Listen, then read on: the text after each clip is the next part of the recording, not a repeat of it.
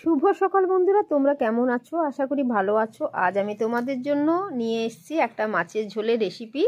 আশা করি তোমাদের রেসিপিটা খুব সুন্দর লাগবে। তো চলো রেসিপিটা শুরু করা যাক। আর মাছটা ছিল রুই মাছ।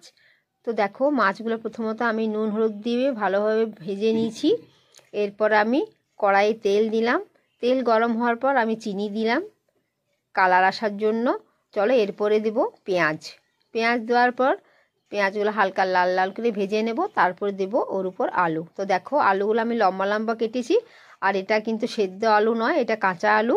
তো তার উপর দেবো সামান্য হলুদ আর নুন দিয়ে ভালোভাবে আলুগুলো ভেজে নেব। আর এখন নতুন আলু তো জলদি সেদ্ধ হয়ে যায়, আর খেতে তো খুব সুন্দর লাগে। নতুন আলুর যাই করো, মাছের ঝোল করো কি তরকারিতে দাও, আর নতুন আলু সেদ্ধও কিন্তু দারুণ হয়।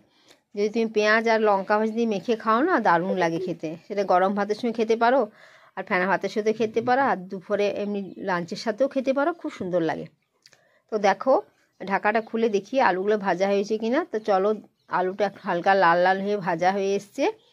এরপর আমি মশলার মধ্যে দেব জিরে, আদা, রসুন, পেঁয়াজ। তো দেখো বাটির মধ্যে আমি মশলা রেডি করে রেখেছি। মশলাটা আমি কড়াইয়ের মধ্যে ঢেলে দিলাম। এরপরে দেব 2 কুচি টমেটো। তারপরে দেবো ব্ল্যাক সোয়া সস। আর এটা দিলে অল্প কালারটা ঝোলের ভালো আসে, সেই জন্যে দিলাম। আর তারপরে দিলাম একটু শুকনো লঙ্কার গুঁড়ো। তো চলো এরপর আমি মশলাটা ভালোভাবে কষিয়ে নেব। আর মাছের ঝোল এরকম পাতলা পাতলা মাছের ঝোল খেতে তো দারুণ লাগে। তোমাদের কেমন লাগে অবশ্যই জানিও। তো চলো এরপর আবার প্রথমত সামান্য হলুদ নুন দিয়েছিলাম, এরপর আবার আন্দাজ মতো নুন হলুদ দিয়ে দিচ্ছি।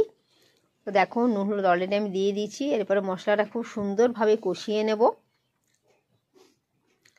আজকের লাঞ্চে আছে পুঁই শাকের চচ্চড়ি আর আছে মাছের ঝোল।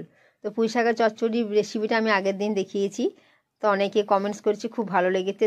চলো, তো অবশ্যই ভালো লেগে থাকলে কমেন্টস করবে, তাহলে আমি আবার নতুন নতুন রেসিপি তোমাদেরকে দেখাতে পারবো। তো চলো মশলাটা প্রায় কষানো হয়ে গেছে, দেখতেই পাচ্ছ। দেখো কালারটা তো খুব সুন্দর এসছে। চলো আর একটু ভালোভাবে নাড়িয়ে নিয়ে এরপর আমি এর মধ্যে জল ঢেলে দেবো। তো দেখো মশলাটা হয়েছে, এবার আমি জল ঢেলে দেবো। আন্দাজ মতো জল দেবো, বেশি জল দেবো না, কারণ আলুগুলো প্রায় সেদ্ধ হয়ে এসছে, আর হালকা সেদ্ধ হলে হয়ে যাবে। চলো এরপর আমি এর মধ্যে ভাজা মাছগুলো দিয়ে দেবো। যখন ঝোলটা ফুটে উঠবে তখন মাছগুলো দেবো, তার আগে দেবো না। আর এখানে দেখো আমি হাতের মধ্যে গরম মশলা নিয়ে নিয়েছি, এটা থেতো করে নেব। তারপরে যখন মাছের ঝোলটা হয়ে আসবে তখন তার মধ্যে আমি গরম মশলাটা দিয়ে দেবো। তো চলো এরপরে মাছ ভাজাগুলো আমি সব দিয়ে দিয়েছি।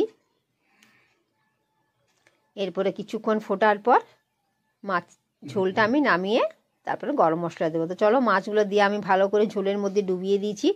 দেখো টকবক করে ফুটতেও শুরু করে গেছে। তো মাছের ঝোল আমার রেডি। দেখো কালারটা কি সুন্দর এসছে।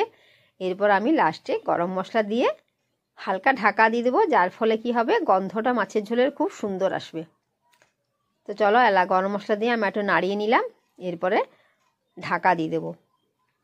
তো চলো আজকে রেসিপি আমার রেডি। রেসিপিটা কেমন লাগলো অবশ্যই কমেন্টসে জানিও।